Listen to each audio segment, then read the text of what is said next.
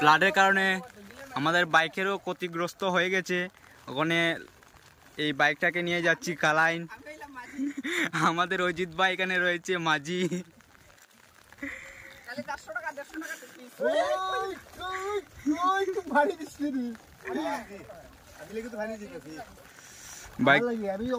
বাইকটা পানির কারণে অনেক ক্ষতিগ্রস্ত হয়ে গেছে। তো দর্শক বৃন্দকে বলছি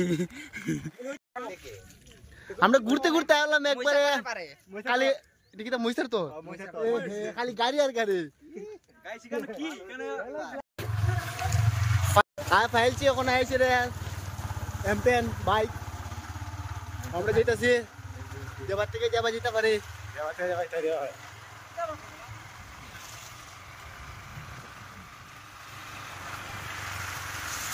বাগানের সাইড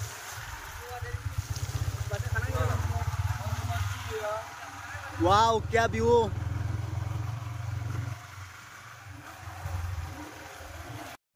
कितना व्यू है रे